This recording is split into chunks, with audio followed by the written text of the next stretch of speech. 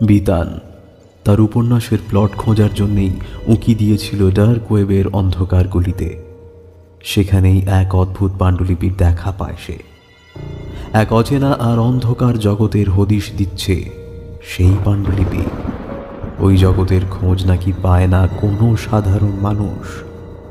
অন্য কাউকে না বললেও বিতান এই পাণ্ডুলিপির কথা বলেছিল তার অন্যতম বন্ধু ধ্রুবকে। শেষ পর্যন্ত ওরা দুজন মিলে পাড়ি জমায় সেই অন্ধকার দুনিয়ায়।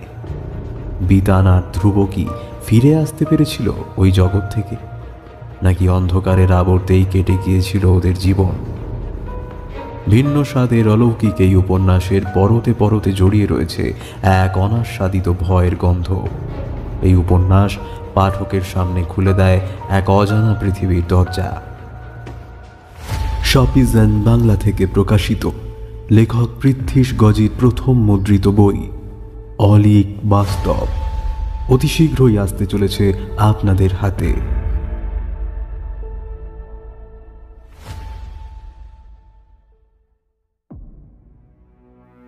শুভ সন্ধ্যা সকলকে। আবারও একটি জমজমাট গল্প নিয়ে চলে এসেছি আপনাদের কাছে। আশা করি আপনারা সকলে সুস্থ আছেন। আজ গল্প শুরু করার আগে একটু হালকা আভাস দিয়ে যাই গল্পের। আচ্ছা, মনে করুন এক অজ পাড়াগাঁয়ে পুরনো ভাঙাচোরা বাড়িতে আপনি হঠাৎ করেই পৌঁছে গেলেন, আর সেখানে আপনার হাতে এসে পৌঁছল একটি জটিল ধাঁধা, যা নির্দেশ করছে বহু প্রাচীন এক গুপ্তধনের। তাহলে কেমন হবে? ছোটবেলা থেকে ডিটেকটিভ সিনেমা দেখে এবং গল্প পড়ে কম বেশি ফেলুদা বা ব্যোমকেশ হতে যে ইচ্ছে করেনি এমন মানুষ খুবই কম আছে। তবে যারা এতদিন সেই সুযোগ খুঁজেছেন কিন্তু পাননি, আজকের গল্পটা তাদের জন্যই। গল্পের চরিত্রদের সাথে আপনার জন্য রইল একটি জটিল ধাঁধা, যেটি গুপ্তধনের একমাত্র সূত্র। দেখুন তো সমাধান করতে পারেন কিনা। গল্প পাঠ ও গল্পের সূত্রধর আমি ব্রতদীপ এবং তমাল, ও অন্যান্য চরিত্রে শুভদীপ, রিমঝিম, সুপ্রিয়, সাগ্নিক, প্রদীপ্ত, পার্থ, বর্ণিশা, নবনীতা, ইন্দ্রনীল, অভিজিৎ এবং সৌরভ। শুরু হচ্ছে আজকের বিশেষ গল্প লেখক অভিজিৎ চক্রবর্তীর কলমে আকবরী মোহর ও পিশাচ রহস্য।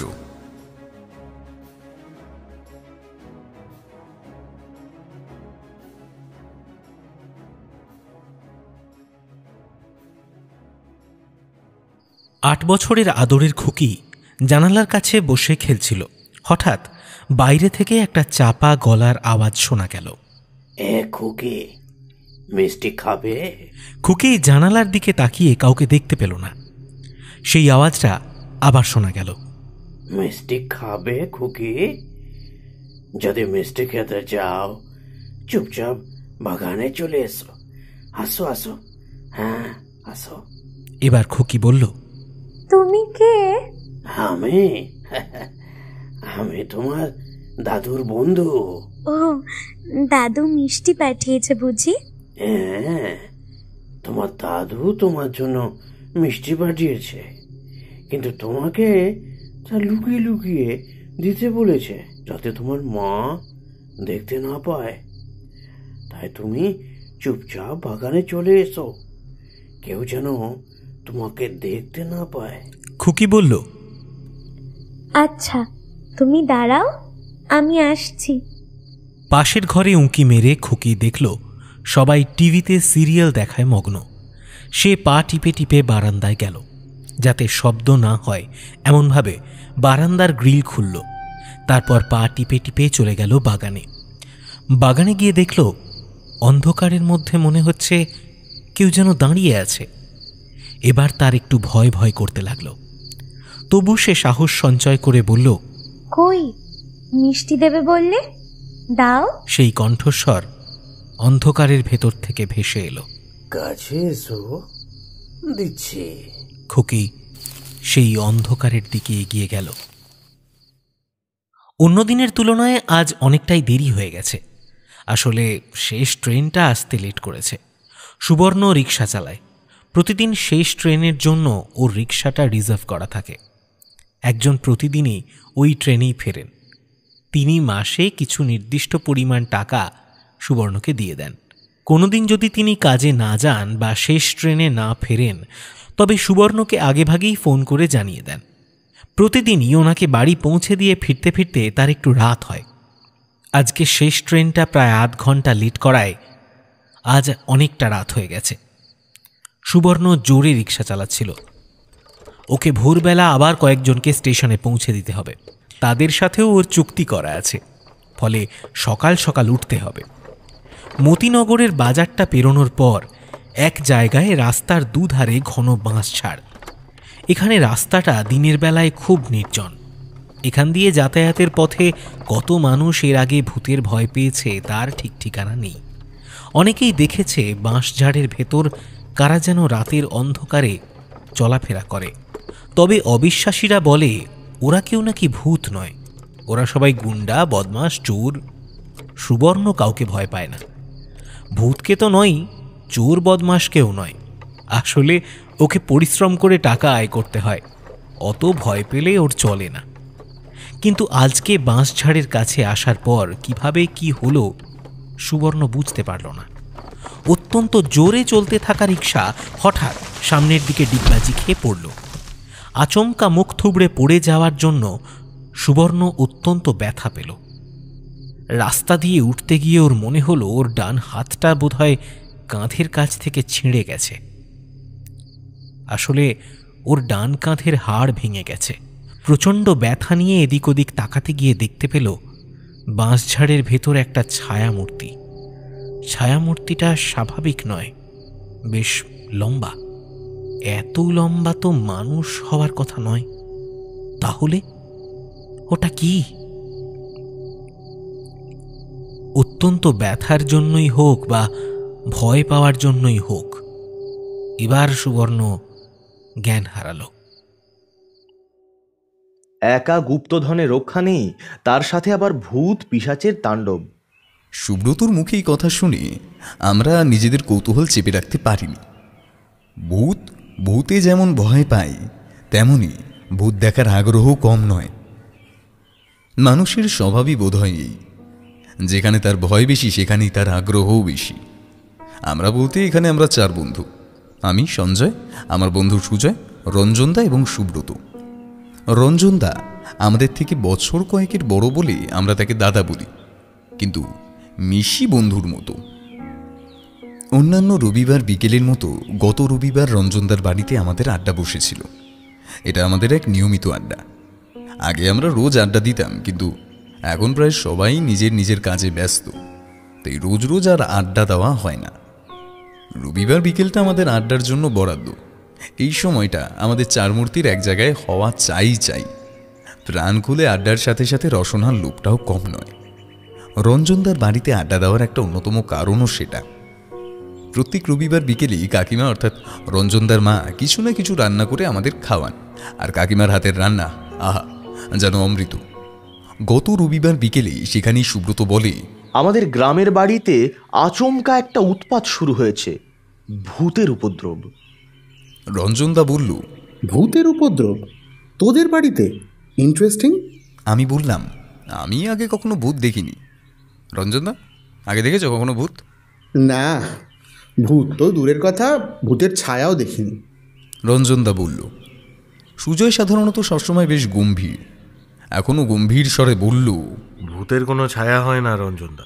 রঞ্জনদা বিরক্ত হয়ে বলল, আরে কি মুশকিল, এটা একটা কথার কথা। আমি সুব্রতকে বললাম, তোদের বাড়িতে গেলে ভূত দেখতে পাওয়া যাবে? সুব্রত এর আগে অনেকবার ওদের গ্রামের বাড়িতে যাবার জন্য আমাদের বলেছিল, কিন্তু আমরা যেতে পারিনি। এবার ভূত দেখতে পাওয়ার আনন্দে আমরাই ওদের গ্রামের বাড়িতে যেতে চাইলাম। সুব্রত এক কথায় রাজি। সে বলল, ঠিক আছে, আমাদের বাড়িতে তো কৃষ্ণ মন্দির আছে, সামনেই তো জন্মাষ্টমীর উৎসব, সে সময় না হয় চলো তোমরা। রঞ্জনদা বলল, বেশ, তাহলে তাই হোক, একসাথে রথ দেখা, কলা বেচা 2 হবে। এই বলি সঙ্গে সঙ্গে সুজয়ের দিকে তাকালো। সুজয় বলল, হ্যাঁ জানি, এটাও একটা কথার কথা। সুব্রত বলল, আমি এর সাথে আরেকটা কথা যোগ করি।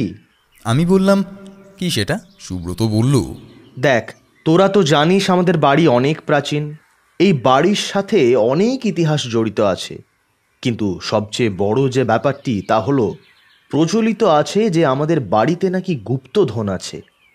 আমি কথাটা শুনে লাফিয়ে উঠলাম। আরে বাস, গুপ্তধন, হিরে মানিক, মোহর। সুজয় বুড়ো কুচকে আমার দিকে একবার তাকিয়ে আবার সুব্রতকে জিজ্ঞেস করলো, তোদের বাড়িতে গুপ্তধন লুকানো আছে আর সেটা জেনেও তোরা এতদিন খোঁজার চেষ্টা করিসনি? করিনি আবার, কিন্তু সেখানে তো আবার একটা ফ্যাচাং আছে। ফ্যাচাং? আমার মুখ দিয়ে বেরিয়ে গেল। সুব্রত বলল, হ্যাঁ, যেমন তেমন ভাবে সেই গুপ্তধন খোঁজা যাবে না। একটা সংকেত আছে, সেই সংকেত ধরে গুপ্তধন খোঁজা যেতে পারে। ওই সংকেত ছাড়া কেউ যদি গুপ্তধন খোঁজে তাহলে উৎপত্তি হতে পারে এক ভীষণ পিশাচের। রঞ্জনদা বলল, ওরে বাবা, সে আবার কি রে?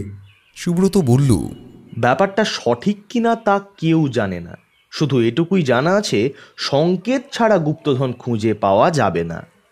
কেউ যদি অন্যভাবে গুপ্তধন খোঁজার চেষ্টা করে তাহলেই ভীষণ বিপদ নেমে আসবে। তাই সংকেতটা কি? আর অন্যভাবে খোঁজা মানে? সুজয় জিজ্ঞাসা করল। সংকেত ছাড়া অন্য রকমভাবে যদি কেউ খোঁজার চেষ্টা করে সে কথাই বলা হচ্ছে। ধর, গুপ্তধনের সেই সংকেত বুঝতে না পেরে কেউ যদি মনে করে আমাদের বাড়ির দেওয়ালে গুপ্তধন লুকোনো আছে এবং সে আমাদের বাড়ির দেওয়াল ভেঙে দেখার চেষ্টা করে, তাহলেই নাকি উদ্ভব হবে ভীষণ এক পিশাচের। রঞ্জনদা বলল, ঠিক আছে, সংকেতটা তো বল।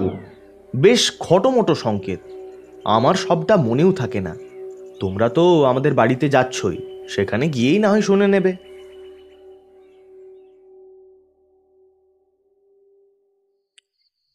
একটু আগেও টিপ টিপ করে বৃষ্টি পড়ছিল, এখন মনে হচ্ছে বৃষ্টি থেমেছে। অবনীবাবু বিছানায় শুয়ে শুয়ে উসখুস করতে লাগলেন। এখন যত বয়স বাড়ছে ততই শরীরের মধ্যে বিভিন্ন রকম সমস্যা দানা পাকাচ্ছে। ঘন ঘন বাইরে যাওয়ার প্রয়োজনটা আগে হতো না, এখন হয়। এতক্ষণ বৃষ্টি পড়ছিল বলে তিনি বিছানায় শুয়েছিলেন, কিন্তু এখন আর বৃষ্টির আওয়াজ পাওয়া যাচ্ছে না। বাইরে যাওয়ার প্রয়োজনটাও বেশ প্রবল হয়ে পড়েছে। তিনি আর শুয়ে থাকতে পারলেন না, উঠে সুইচ টিপে আলো জ্বালালেন। দুদিন ধরে বৃষ্টি হচ্ছে বলে বাতাসে একটা ঠান্ডা ঠান্ডা ভাব। ভাদ্র মাসের ভ্যাপসা গরম থেকে কিছুটা হলেও অব্যাহতি পাওয়া গেছে। অবনীবাবু একটা পাতলা সুতির চাদর গায়ে জড়িয়ে নিলেন। মন্দিরের দরজা খুলে বাইরে বেরিয়ে এলেন। রাতে সমস্যাটা আরও বেশি। তিনি রাতে মন্দিরের ভেতরে থাকেন, ফলে বেশ খানিকটা দূরে বাড়ির ভেতর পর্যন্ত যেতে হয়। মন্দিরের খোলা দরজা দিয়ে মন্দিরের ভেতরের ইলেকট্রিকের আলো বাইরে এসে পড়েছে, ফলে বেশ কিছু দূর পর্যন্ত দেখা যাচ্ছে। অবনীবাবু বাড়ির ভেতরের দিকে পা বাড়াতে গিয়েও আড়ষ্ট হয়ে দাঁড়িয়ে পড়লেন। তার সামনে প্রায় 20-21 হাত দূরে, ওটা কি? ওটা কি কোনো মানুষ? মানুষ তো নয়। একটা মানুষ এত বড় আর এত চওড়া হতে পারে না। দেখে মনে হচ্ছে যেন যেন কোনো বিরাট বড় ভাল্লুক দু পায়ে সোজা হয়ে দাঁড়িয়ে আছে। কয়েকদিন আগে থেকেই এই বাড়িতে একটা অনাকাঙ্ক্ষিত দৃশ্য দেখা যাচ্ছে। রাতের বেলা এই বাড়িতে ঘুরে বেড়াচ্ছে কোনো পিশাচ। তবে এটা পিশাচ কিনা তিনি জানেন না। তিনি এই মুহূর্তে এই শব্দটা মনে করতে পারছেন শুধুমাত্র একটাই কারণে, তাদের বাড়ির সেই গুপ্তধনের কিংবদন্তির সাথে জড়িত থাকা কথাগুলোর জন্য। তিনি কিছুক্ষণের জন্য ওই অদ্ভুত দৃশ্যটা দেখেছেন, তারপরেই সেই অদ্ভুত প্রাণীটা যেন চোখের পলকেই কোথাও অন্ধকারে মিশে গেল। অবনীবাবুর আর বাড়ির ভেতরের দিকে যাওয়া হলো না। তিনি কম্পিত পায়ে তাড়াতাড়ি মন্দিরের ভেতরে ঢুকে দরজা বন্ধ করে দিলেন।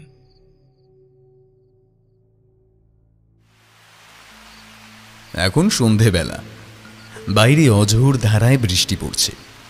বৃষ্টির শব্দ এখান থেকে শোনা যাচ্ছে। একটু আগেই কারেন্ট চলে গেছে। ঘরে ঘরে হ্যারিকেন জ্বলছে। বেশ অনেকক্ষণ ধরে বৃষ্টি হওয়ায় বাতাসে একটা ঠান্ডা ঠান্ডা অনুভূতি। আমরা একটি ঘরে সুব্রতর জ্যাঠামশাই অবনীবাবুকে ঘিরে জড়সড় হয়ে বসে রয়েছি। সামনে একটা হ্যারিকেন জ্বলছে। আমরা যে ঘরটায় বসে আছি সেই ঘরটা বেশ বড়। হ্যারিকেনের আলো সম্পূর্ণ ঘরটা আলোকিত করতে পারেনি, ফলে ঘরের কোনায় কোনায় একটা আলো আঁধারির পরিবেশ তৈরি হয়েছে। আমরা যেখানে থাকি সেখানে আলোর বড়ই অত্যাচার। দিনের সূর্যের আলো নিভে গেলে জ্বলে ওঠে রাস্তায় রাস্তায় বিজলি বাতি। কখনো কখনো রাতের রাস্তার আলো দিনের আলোর চেয়েও বেশি উজ্জ্বল মনে হয়। বস্তুত সেখানে আমরা অন্ধকার অনুভব করতেই পারি না। অন্ধকার ছায়া ছায়া পরিবেশ যে মনের মধ্যে কেমন অনুভূতি সৃষ্টি করতে পারে তা এখানে না এলে বুঝতেই পারতাম না। আমরা আজ সকালে সুব্রতদের বাড়িতে এসেছি। বাড়িটা বেশ বড়, অনেকটা পুরনো দিনের জমিদার বাড়িগুলো যেমন হয় তেমনই, কিন্তু যত্ন ও পরিচর্যার অভাবে বাড়ির বেশিরভাগ অংশই ভেঙে পড়েছে। বাড়িতে ঢুকতে কোনো কালে একটা বেশ বড় গেট ছিল, কিন্তু আজকে সেই গেট এবং তার সংলগ্ন পাঁচিলের কোনো অস্তিত্ব নেই। শুধু অনেক ইট স্তূপাকারে সাজানো আছে। সেই ইটের উপর শ্যাওলা পড়ে গেছে। কোথাও কোথাও ছোট বড় গাছ গজিয়েছে। এমন ভাঙাচোরা গেট দিয়ে ঢুকলে প্রথমেই বড় বড় আম, কাঁঠাল এবং সেই রকম ধরনের আরও অনেক ফলের গাছ ভর্তি একটা উঠোন পেরিয়ে আসতে হয়। তারপর শুরু মূল বাড়ি। বাড়িটার সামনের দিকের অনেকগুলো ঘর ভেঙে পড়ে গেছে। পেছন দিকে কয়েকটা ঘর এখনও টিকে আছে। এই অংশটা আবার দোতলা। বাড়ির এই অংশের দুটো তলায় ব্যবহার করতে পারার মতো অবস্থায় আছে। নিচতলায় একটি ঘরে থাকেন সুব্রতর বাবা মা। পাশের ঘরটা খালি। সুব্রত এলে সেই ঘরটাতেই থাকে। তারপরের ঘরটায় থাকেন সুব্রতর কাকা কাকিমা এবং তারপরের ঘরে সুব্রতর খুড়তুতো বোন। দোতলার ঘরে থাকেন সুব্রতর জ্যাঠামশাই। দোতলায় বাকি ঘরগুলো সব তালাবন্ধ। বাড়িতে কাজের লোক দুজন, হরেরামদা ও করবিদি। করবিদির বাড়ি এই গ্রামে, তাই করবিদি রাতে এই বাড়িতে থাকেন না। সারা দিন এখানে কাজ করেন এবং সন্ধ্যার একটু পরে বাড়ি চলে যান। করবিদির স্বামী সুবর্ণবাবু এর মধ্যে রাতের বেলা এক অলৌকিক হামলায় আহত হয়েছেন, তাই করবিদি সন্ধে হওয়ার আগেই বাড়ি চলে যান। মূল বাড়িটা থেকে একটু তফাতে বাড়ির মন্দির। মন্দিরটা থেকে কিছুটা তফাতে আবার একটা ঘর। এই ঘরটা তৈরি করা হয়েছিল যারা মন্দিরের সেবা করবেন তাদের জন্য। এখন বর্তমানে হরেরামদা ঘরটা ব্যবহার করেন। আমাদেরকে নিচে সুব্রতর থাকার ঘরে থাকতে দেওয়া হয়েছে। সুব্রত থাকবে দোতলায় ওর জ্যাঠামশাইয়ের ঘরে। জ্যাঠামশাই রাতে মন্দিরে থাকেন বলে রাতের বেলা দোতলার ঘরটা ফাঁকাই পড়ে থাকে। বাড়ির কাজের লোক হরেরামদা আমাদের সবাইকে চা এবং মুড়ি মাখা দিয়ে গেলেন। চাটা মুখে দিয়ে জ্যাঠামশাই মুখটা বিকৃত করলেন। হরেরামদাকে ডেকে বললেন, তুমি জানো না আমি চিনি ছাড়া চা খাই? হরেরামদা চুপচাপ জ্যাঠামশাইয়ের চায়ের কাপটা তুলে নিয়ে গেলেন। একটু পরেই আরও এক কাপ চা চিনি ছাড়া দিয়ে গেলেন। চা মুড়ি খেতে খেতে বিভিন্ন কথা হতে লাগলো। তারপর এ কথা সে কথার পর রঞ্জনদা জিজ্ঞাসা করল, আচ্ছা জ্যাঠামশাই, আমরা শুনলাম বাড়িতে নাকি গুপ্তধন আছে, আবার কিছুদিন ধরে নাকি ভূতের উপদ্রব শুরু হয়েছে। জ্যাঠামশাই বললেন, তাহলে তোমরা তো তোমাদের বন্ধুর কাছ থেকে সব শুনেছ। আমি বললাম, না, সবটা শুনিনি, শুধু গুপ্তধন আছে এবং ভূতের উপদ্রব শুরু হয়েছে এটুকুই শুনেছি। বাকিটা জানবার জন্য আমাদের খুব কৌতূহল। কিন্তু জ্যাঠামশাই বললেন, তোমরা তো দেখতেই পাচ্ছ আমাদের বাড়িটা অনেক পুরনো। আমাদের পরিবার একসময়ের বনেরই পরিবার। আমরা কোনো জমিদার বা রাজা ছিলাম না। আমাদের ছিল ব্যবসা। বিভিন্ন ধরনের ব্যবসা করেছেন আমাদের পূর্বপুরুষরা। কখনো চিনির মিল, কখনো চা বাগানের অংশীদারি, আবার কখনো কাপড়ের ব্যবসা, তো কখনো আমদানি রপ্তানির ব্যবসা। ধনে মানে এই পরিবার একসময় যথেষ্ট নাম করেছিল। কিন্তু ব্যবসায় যেমন উত্থান থাকে তেমনি পতনও তো থাকে। একসময় আমাদের সব ব্যবসার পতন শুরু হয়। অবস্থা এমন দাঁড়ায় যে বাড়িতে পর্যাপ্ত পরিমাণে পাহারাদার রাখাও আর সম্ভব হয় না। সে সময় এই অঞ্চলে ডাকাতির খুব চল ছিল। তখন আমার এক পূর্বপুরুষ সীতাপতি রায় এই বাড়িতে বেশ কিছু সম্পত্তি লুকিয়ে রাখেন। পরবর্তী প্রজন্মের জন্য রেখে যান একটি ছড়া। তিনি তন্ত্র চর্চা করতেন। এই গুপ্তধন শুনেছি তন্ত্রমতে লুকিয়ে রাখা আছে। যদি কেউ ছড়াটির সাহায্য ছাড়া অন্য কোনোভাবে, অর্থাৎ বাড়ির দেয়াল ভেঙে বা মেঝে খুঁড়ে গুপ্তধন পাওয়ার চেষ্টা করে, তবে তার ফল ভালো হবে না। সুজয় উৎসাহিত হয়ে বলল, ছড়া? ছড়াটা একটু বলুন তো শুনি। জ্যাঠামশাই বললেন, বঙ্কিমের প্রিয় পঞ্চপাকে দিও, যদি সঠিক সুর, আগল কত দূর, ভক্তের মাথা নত, চরণ কমলাশ্রিত। আমি বললাম, বাবা, এ তো রীতিমতো ধাঁধা দেখছি। জ্যাঠামশাই বললেন, দাদা তো বটেই, না হলে যে কেউ তো গুপ্তধন পেয়ে যেত। একমাত্র মাথা খাটিয়ে এই গুপ্তধন বার করতে হবে, না হলে কোনোভাবেই পাওয়া সম্ভব না। রঞ্জনদা বলল, আর ভূতের ব্যাপারটা? জ্যাঠামশাই একটা দীর্ঘ নিঃশ্বাস ফেলে বললেন, জানি না কি শুরু হয়েছে। এই দিন 10 যাবৎ বাড়িতে ভূতের উপদ্রব শুরু হয়েছে। আমি রাতে বাড়ির মন্দিরের ভিতরে থাকি। প্রথম হররাম তাকে একদিন দেখে, সেই থেকে শুরু। পরে বাড়ির অনেকেই দেখেছে, আর আমি দেখেছি গতকাল রাতে। আমি বললাম, ভূতটা দেখতে কেমন, আর সে কারোর ক্ষতি করেনি? জ্যাঠামশাই বললেন, বিরাট বড় কালো মতন, একটা মানুষের আকৃতি, কিন্তু মানুষ এত বড় হতে পারে না। দূর থেকে দেখে গতকাল আমার মনে হচ্ছিল যেন একটা বড় সড়ো ভাল্লুক দুপায়ে দাঁড়িয়ে আছে। অবশ্য আজ পর্যন্ত কারো ক্ষতি করেনি। আমার যতদূর মনে হয় ভয় দেখানোই তার উদ্দেশ্য। রঞ্জনদা বলল, আপনি রাতে মন্দিরে থাকেন কেন? জ্যাঠামশাই একটু হেসে বললেন, দিনে অনেক কাজ থাকে, তাই সময় পাই না। বয়স হয়েছে, নিরিবিলিতে একটু ভগবানের নাম জপ করার ইচ্ছে হয়, তাই রাতে মন্দিরের বিগ্রহের সামনে বসে করি। সুজয় বলল, আচ্ছা, এর মধ্যে কি কেউ ওই গুপ্তধন খোঁজার চেষ্টা করেছিল? মানে আমি বলতে চাইছি যে, আপনি বললেন না ওই ছড়াটার সাহায্য ছাড়া কেউ গুপ্তধন খুঁজলে ক্ষতি হতে পারে, সেটাই। আর কি ধরনের ক্ষতি বলুন তো? এরকম এই ভূত প্রেত পিশাচ এরকম কিছু নয় তো? জ্যাঠামশাই বললেন, সেটা আমরা ঠিক জানি না, কারণ আমাদের পরিবারের কেউ এখনো পর্যন্ত ছড়ার সাহায্য ছাড়া অন্য কোনোভাবে গুপ্তধন খোঁজার চেষ্টা করেনি। আমরা খালি জানি যে ছড়ার সাহায্য ছাড়া এই গুপ্তধন খুঁজে বের করা যাবে না, বের করতে গেলে বিপদ। এখন দেখো, আমাদের পূর্বপুরুষ সীতাপতি রায় তন্ত্র চর্চা করতেন। শুনেছি তিনি নাকি শেষ জীবনে পিশাচ সিদ্ধ হয়েছিলেন। ফলে তার তৈরি করা সুরক্ষা বলয়ের মধ্যে তন্ত্রমন্ত্রের কোনো শক্তি থাকা তো স্বাভাবিক। এখন হতেও পারে যে এই ছড়ার সাহায্য ছাড়া অন্য কোনো উপায় অবলম্বন করলে ভূত বা পিশাচের উপদ্রব হলেও হতে পারে। এই শুনে রঞ্জনদা বলল, জ্যাঠামশাই, আমাদের একটা আবদার আছে, আমরা এ বিষয়ে একটু মাথা খাটাতে চাই। জ্যাঠামশাই বললেন, বেশ তো, তাতে আমাদের কারোর আপত্তি থাকার কথা নয়। তোমরা যদি মাথা খাটিয়ে বার করতে পারো তাহলে তো আমাদেরই উপকার। দেখো চেষ্টা করে। সেদিন রাতে খাওয়া দাওয়ার পর আমরা শোয়ার ঘরে বসে আছি। সুব্রত আমাদের সাথে বসে আড্ডা দিচ্ছে। সুজয় বলল, বঙ্কিমের প্রিয় মানেটা কি?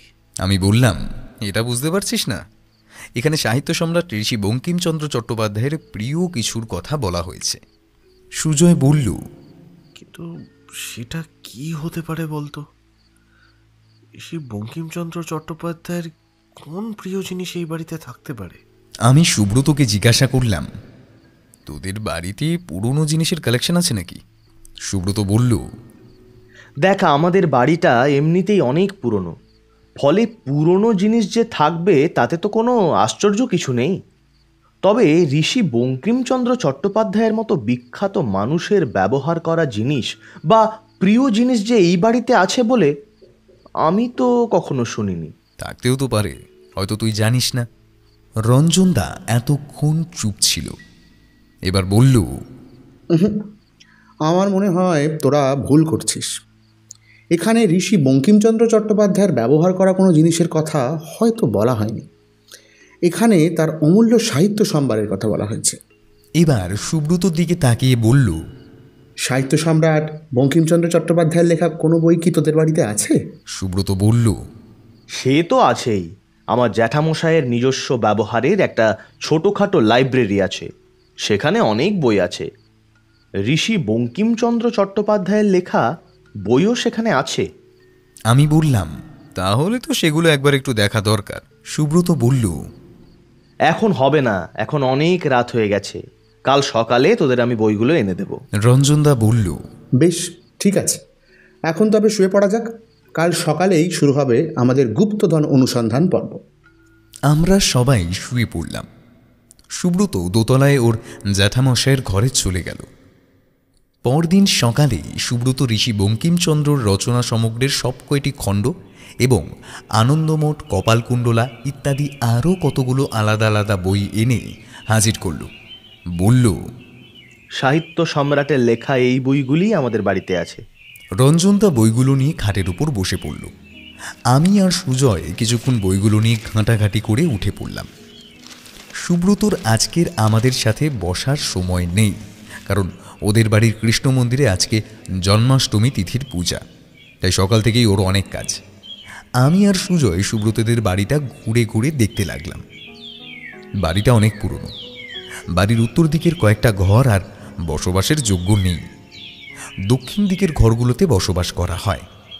বাড়িটা দেখলেই বোঝা যায় যে সুব্রতদের বর্তমান আর্থিক অবস্থা খুব একটা ভালো নয়। সুব্রতদের বাড়িতে মোট 8 জন মানুষ থাকেন। সুব্রতর জ্যাঠামশাই, বাবা মা, কাকা কাকিমা এবং খুড়তুতো বোন রিমি। সুব্রত পড়াশোনার জন্য এখানে থাকে না, আমাদের বাড়ির কাছে একটা মেস বাড়িতে থাকে। এই বাড়ির বাগানটা বেশ বড়, অনেক বড় বড় গাছ চারিদিকে। যত্নের অভাবে স্থানে স্থানে ঝোপঝাড় গজিয়ে উঠেছে।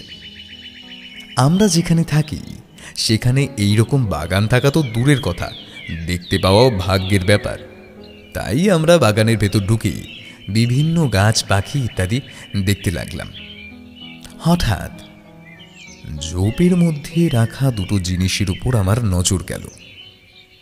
আমি সুজয়কে ডেকে বললাম, দেখ কি অদ্ভুত জিনিস। সুজয় বলল, কোথায়? আরে এই দেখ, গাছের ডালপালা দিয়ে বানানো সরু উঁচু টুলের মতো।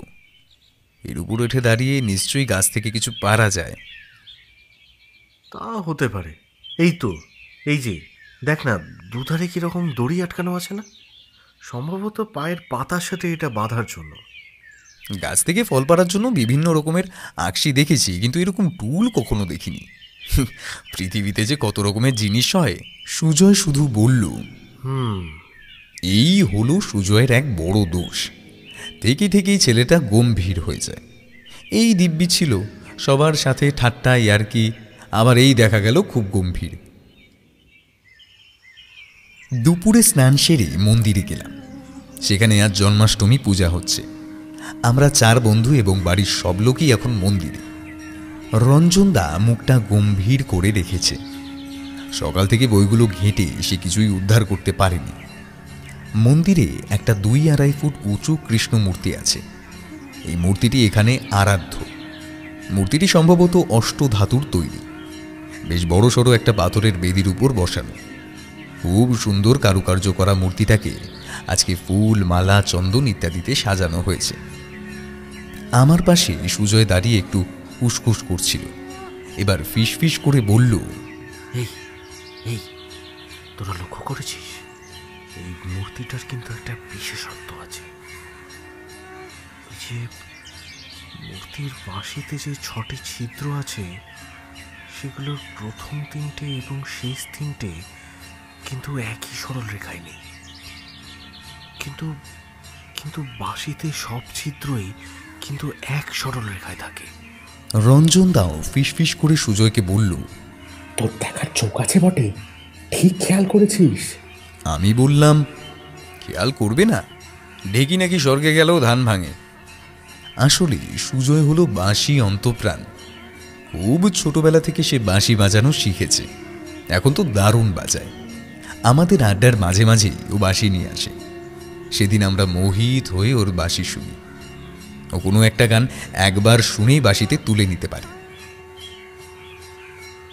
পুজো শেষ হলো একটি সমবেত সঙ্গীত দিয়ে। এরকমভাবে পূজা শেষ হতে আমি কোথাও দেখিনি। গানটা অনেকটা কীর্তনের মতো। পুরো ব্যাপারটা বেশ ভালো লাগলো। সুব্রতর জ্যাঠামশাইকে জিজ্ঞেস করে জানতে পারলাম এই গানটাও সীতাপতি রায়ের লেখা ও সুর দেওয়া। সীতাপতি রায় মানুষটা যে খুব প্রতিভাবান ছিলেন সন্দেহ নেই।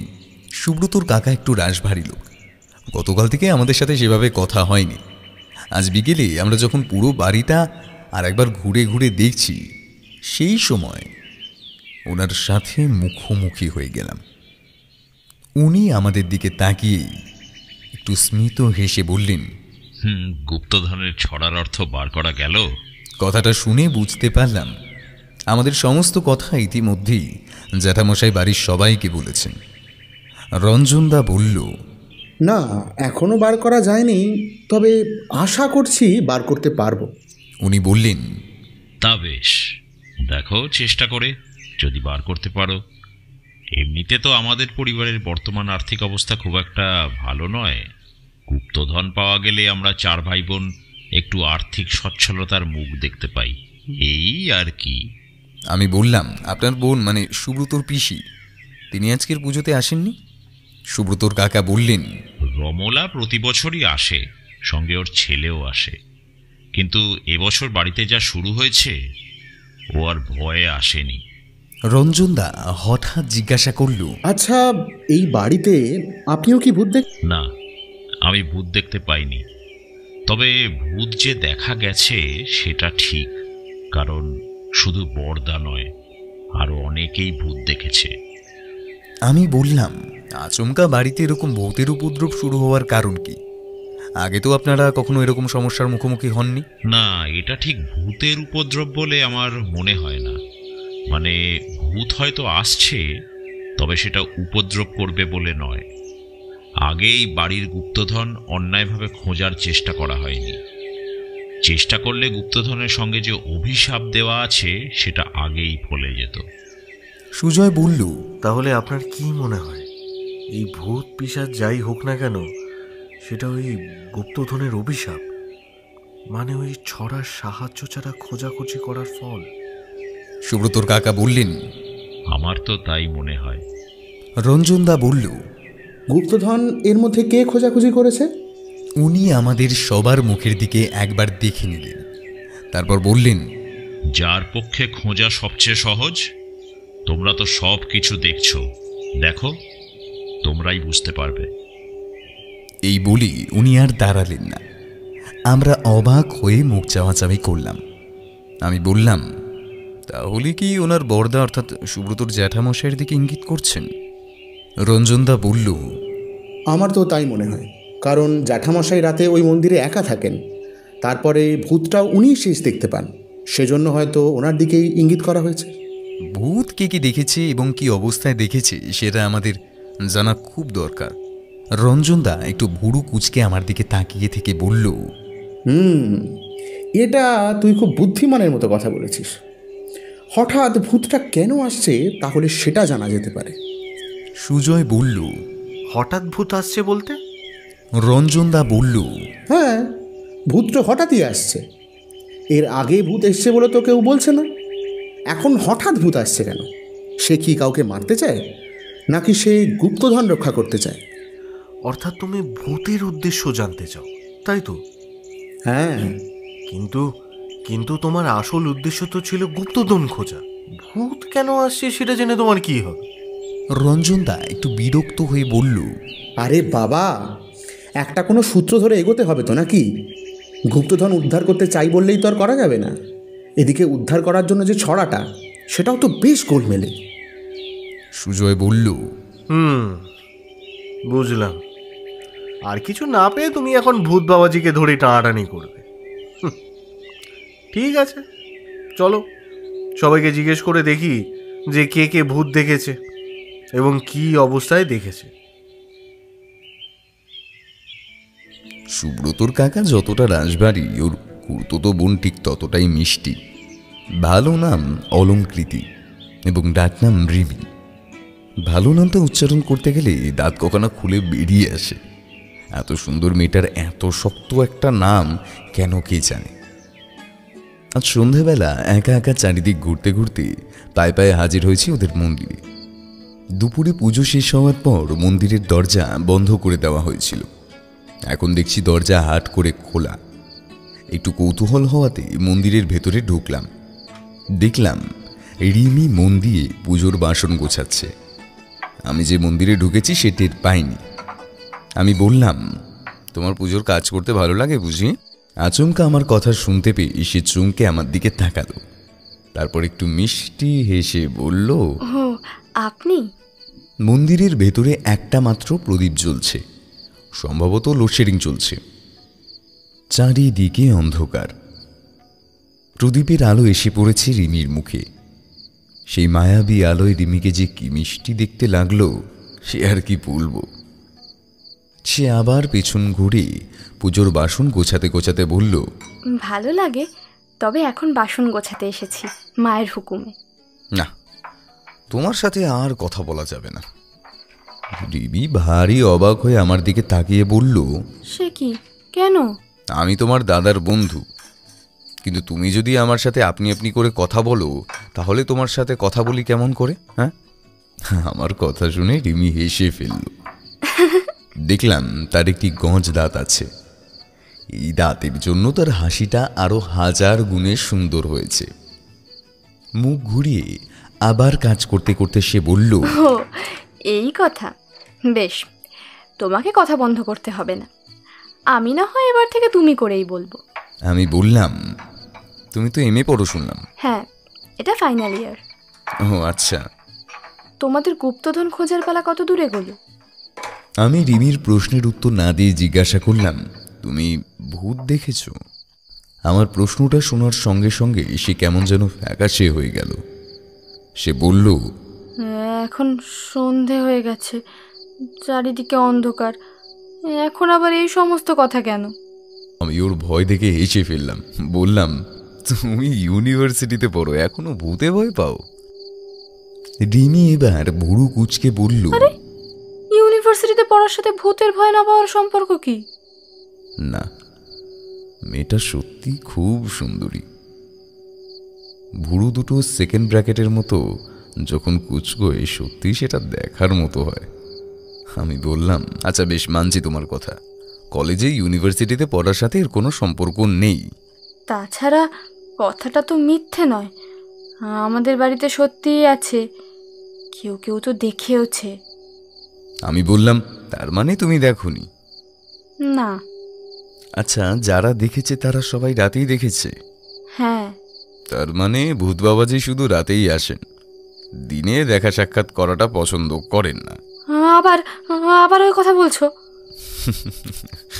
আচ্ছা বেশ বেশ, আর না হয় বলবো না। তাহলে তোমাদের কথা বলো। কি বলবো? তোমার বাবা খুব গুরু গম্ভীর মানুষ, তাই না? না, গুরু গম্ভীর ঠিক নয়, তবে একটু চুপচাপ থাকে, নেই যা। আজকে বিকেলে তোমার বাবার সাথে কথা হলো, ওনাকে তোমার থেকে ঠিক উল্টো প্রকৃতির মনে হলো। তার মানে আমি বড় বেশি কথা বলি? রে না না না না, আমি সেই কথা বলিনি। আমি বেশ অপ্রস্তুত হয়ে পড়লাম। আমার এই অপ্রস্তুত ভাব দেখে রিমি খিলখিল করে হেসে উঠল। তারপর বলল, আসলে বাবা খুব মানসিক চাপের মধ্যে আছে। কেন? সঠিক জানি না, তবে যতদূর মনে হয় ব্যবসায় কিছু সমস্যা হয়েছে। আসলে খুব চাপা স্বভাবের তো, তাই কোনো কিছু সমস্যা হলে আমাকে কিছুই বলে না।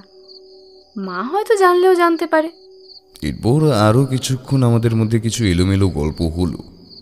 রিমি মন্দিরের বাসন গুছিয়ে অন্য কিছু টুকিটাকি কাজ করতে করতেই আমার সাথে গল্প করছিল।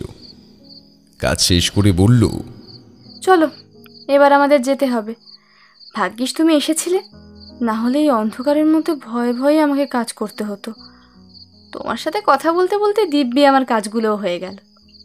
বাড়িতে ফিরে এসে ঘরের দিকে যাচ্ছি, দেখি ছাদ থেকে সুজয় নেমে এলো।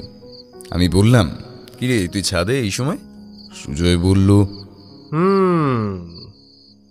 দেখছিলাম আর কি। কি কাহে রে সখী আনন্দ ওর, চিরদিনে মাধব মন্দিরে মোর, পাপ সুধাকর যত দুঃখ দিলা, পিয়া মুখ দর্শনে তত সুখ ভেলা।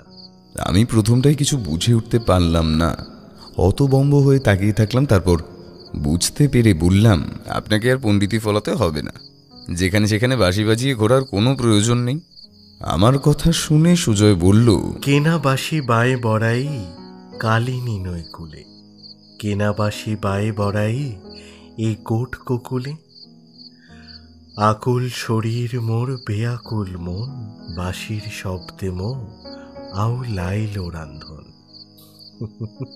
এই হুতুম প্যাচে এখানে কি সব শুরু করেছে? একে এখনই থামানো দরকার।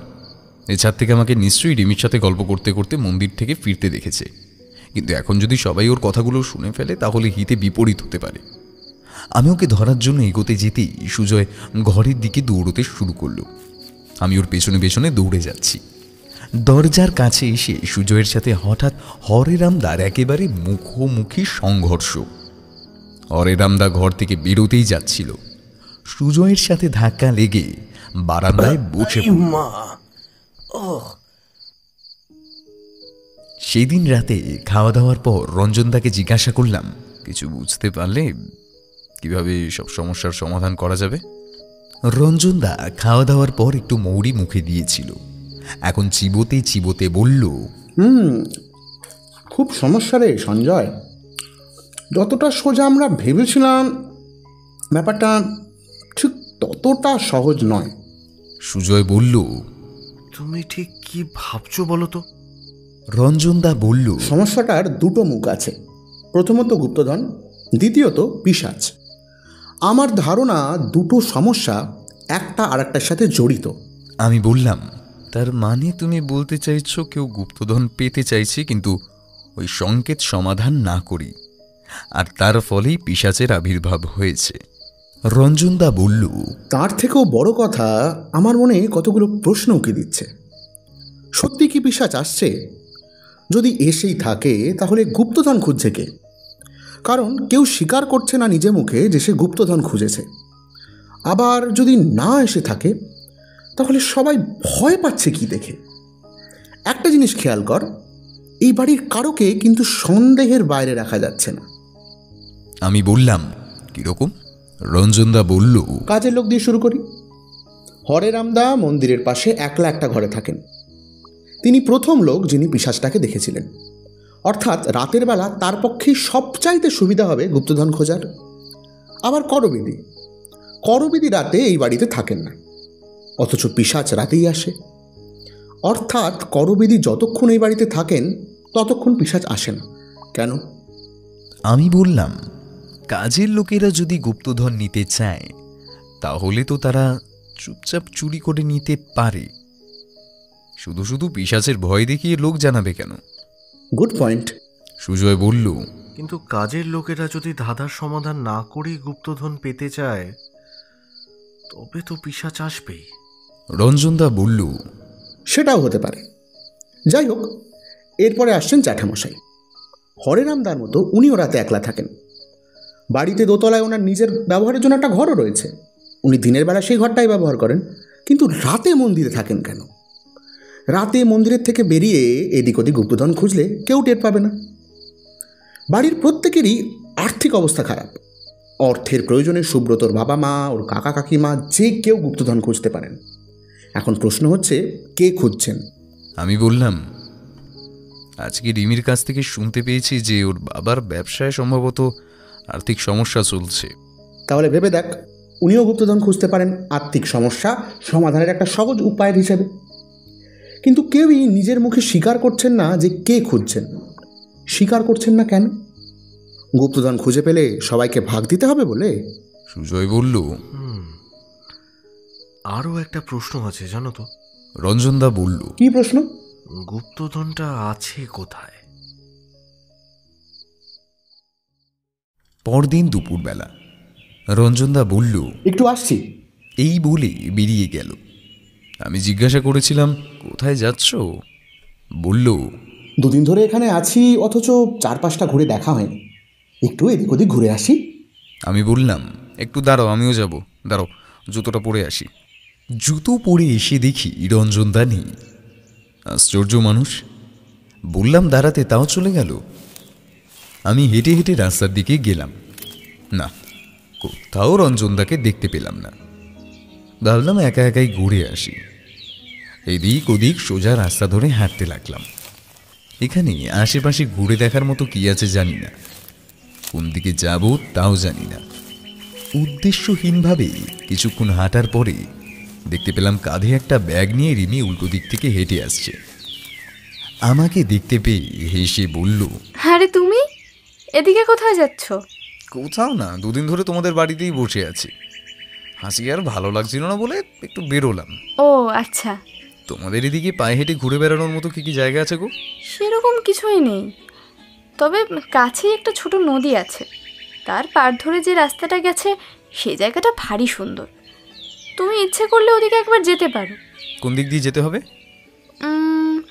রাস্তাটা তো সোজা যায়নি, তোমাকে কিভাবে বোঝাই বলো তো। আচ্ছা চলো, আমি যাচ্ছি তোমার সাথে। তুমি যাবে? কেন, তোমার অসুবিধা আছে? না না, অসুবিধা কি? আসলে তোমার মতো এত সুন্দরী কোনো মেয়ের সাথে এভাবে রাস্তায় কখনো হাঁটিনি, সেই জন্যই বলছিলাম আর কি। ও, তো তুমি যাদের সাথে হেঁটেছো তারা খুব কুৎসিত বুঝি? মানে আমি না, আমি কারোর সাথেই কখনো হাঁটিনি অ্যাকচুয়ালি। আমার অপ্রস্তুত অবস্থা দেখে এবার রিমি আবার খিলখিল করে হেসে উঠল। বলল, চলো চলো, তোমাকে আর থতমতো খেতে হবে না। আমরা কিছুক্ষণের মধ্যেই একটা নদীর পাড়ে এসে পৌঁছলাম। নদীটা খুবই ছোট, তাতে জলও খুব কম। আমি দেখে বললাম, বাহ, সুন্দর নদীটা, কত ছোট নদী। এখন তো তাও বর্ষাকালের শেষ বলে কিছুটা জল নদীতে আছে। শীতকালে কখনো এলে দেখতে পাবে এই নদী একেবারে শুকিয়ে গেছে। আমরা কিছু দূর হেঁটে একটা জায়গায় এসে বসলাম। রিমি বলল, আচ্ছা, কালকে তোমরা দুজন ওরকম সন্ধেবেলা দৌড়াদৌড়ি করছিলে কেন? সে কথা তোমাকে বলা যাবে না। কেন? কারণ বিষয়টা তোমাকে নিয়ে। আমাকে নিয়ে? হ্যাঁ। তাহলে তো তোমাকে বলতেই হবে। কি ব্যাপার বলো। আসলে সন্ধেবেলা যখন তোমার সাথে আমি মন্দিরের থেকে ফিরছিলাম, তখন সুজয় আমাদের দেখতে পায়। ও এমনিতে খুব গম্ভীর হলে কি হবে, আসলে খুব ফাজিল। কেন, কি করেছে সুজয়দা? এরপর সুজয় আমাকে কি বলেছে না বলেছে সবটাই আমি রিমিকে বললাম। সবটা শুনে রিমি মুখ লাল করে বসে রইল। আচ্ছা, তুমি তো সেদিন রাতে ভূতের ভয়ে কিছু বলতে চাইলে না। এখন তো দিনের বেলা, দূরে দূরে কিছু লোকজনও দেখা যাচ্ছে। এখন এখানে তো ভূতের ভয় পাওয়ার কোনো কারণ নেই।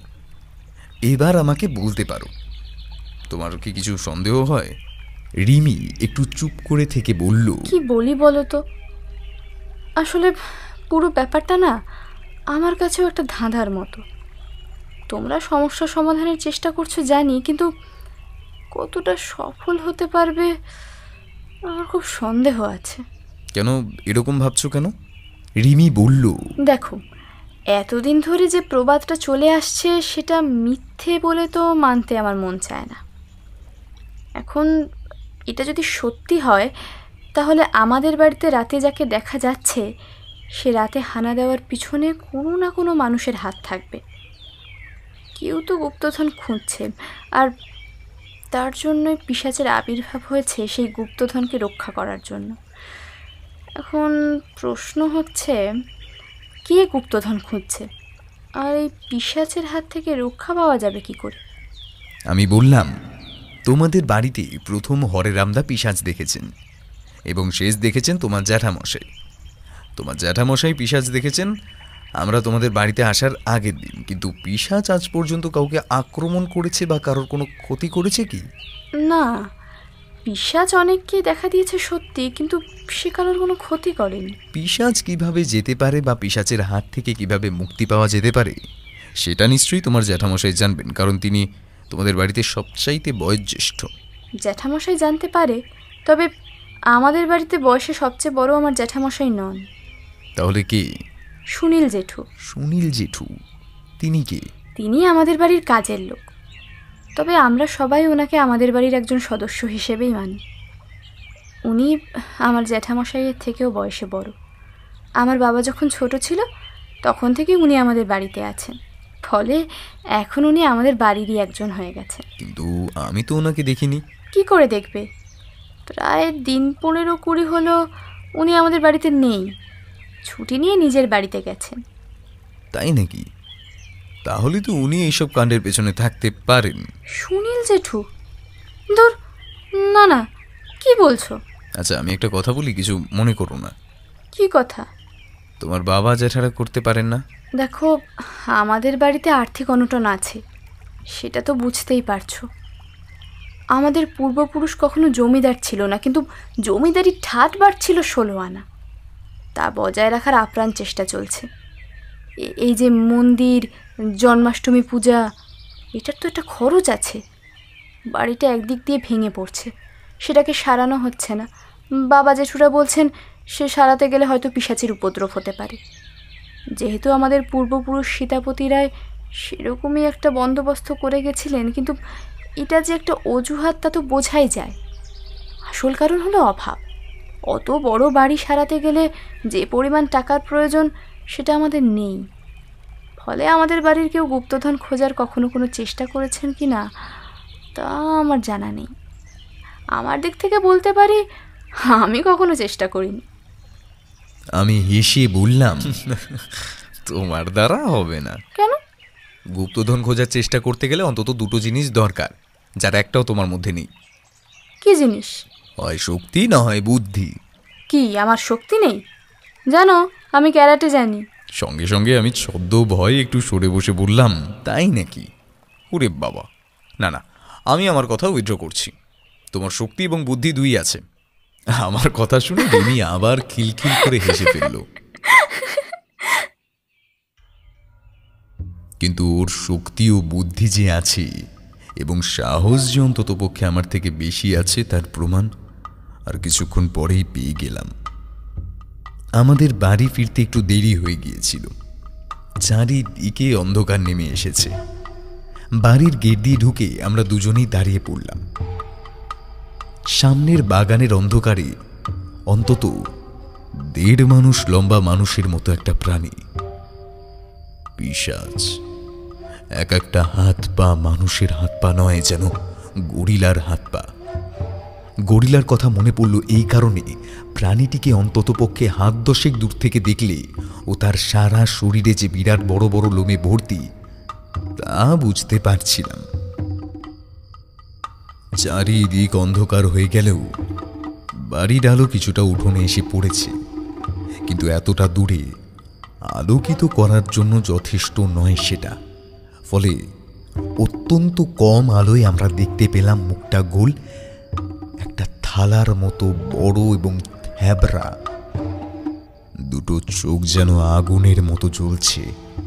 মুখ থেকে বেরিয়ে এসেছে বড় বড় দাঁত। পিশাচ গরিলার মতোই সামনের দিকে কিছুটা কুঁজো হয়ে দাঁড়িয়ে আছে। দেখতে পেয়ে আমি সঙ্গে সঙ্গেই জ্ঞান হারালাম। পরে শুনেছিলাম রিমি ছুটে গিয়েছিল পিশাচটার দিকে। পিশাচটা গাছের ডালের মতো একটা কিছু দিয়ে জোরে বাড়ি মেরেছিল রিমির কপালে। কপাল ফেটে দরদর করে রক্ত পড়া শুরু হয়। রিমি সেখানেই মাটিতে বসে পড়ে। এই সুযোগে পিশাচ অদৃশ্য হয়ে যায়। এরপর রিমি আমাকে কোনো রকমের টানতে টানতে নিয়ে আসে বাড়িতে। বাড়ির সবার মুখ থমথম করছে। আমাকে বাড়িতে নিয়ে আসার কিছুক্ষণ পরেই আমার জ্ঞান ফেরে। রিমিকে ডাক্তারের কাছে নিয়ে যাওয়া হয়েছিল। কপালে একটা সেলাই পড়েছে। তবে রিমি এবং আমার বড় কোনো ক্ষতি হয়নি, আমরা দুজনেই সুস্থ আছি। আজ রাতে খাবার সময় রঞ্জনদা একটা কাণ্ড করে বসল। হঠাৎ একটু চেঁচিয়ে বলল, গুপ্তধনের রহস্য সমাধান করা গেছে। আগামীকাল সকালেই আশা করছি আপনারা গুপ্তধন পেয়ে যাবেন। ঘরের মধ্যে তখন বোধহয় একটা পিন পড়লেও শোনা যাবে। সবাই অবাক হয়ে তাকিয়ে আছে রঞ্জনদার দিকে। আমি আর থাকতে না পেরে জিজ্ঞাসা করলাম, রহস্য সমাধান করা হয়ে গেল? করলি কখন? আমাদের জানাওনি তো? রঞ্জনদা দেখলাম আর কিছু না বলে মুচকি হেসে খেতে শুরু করে দিল। অনেকেই অনেক রকমভাবে রঞ্জনদাকে প্রশ্ন করতে লাগলো। রঞ্জনদা সবাইকে জানালো যে আগামীকাল সকালে সবার প্রশ্নের উত্তর পাওয়া যাবে। এরপর সেদিন রাতে অনেক চেষ্টা করেও রঞ্জনদার থেকে একটাও কথা বার করতে পারলাম না।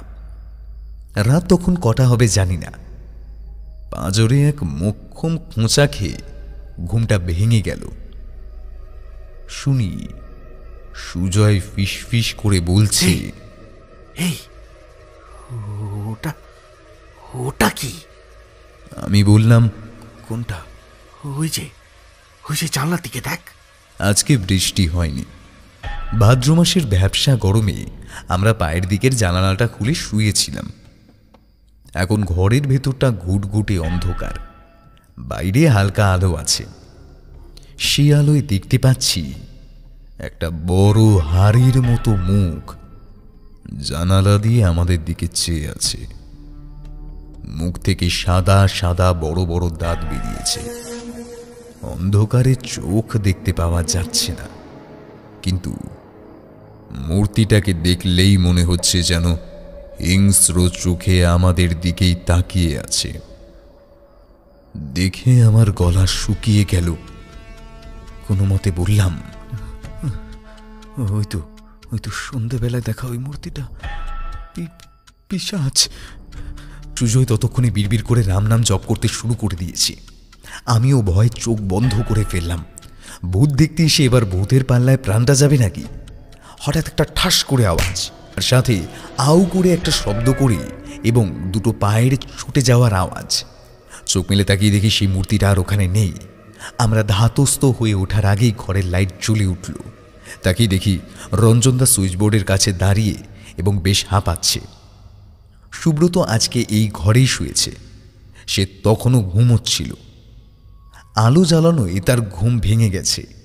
সে উঠে বসে বলল, আরে কি হয়েছে? আমি কোনো ক্রমে বললাম, ভূত ভূত। রঞ্জনদা মুচকি হেসে বলল, এখন শুয়ে পড়, তোর ভূত আজকে রাত্রে আর আসবে না। সুজয় বলল, কেন ভূত আজকে রাতে আর আসবে না সেটাও খবরের কাগজে দিয়েছে নাকি? গত 3 মাসের খবরের কাগজ সুব্রতদের একটা ঘরে রাখা ছিল।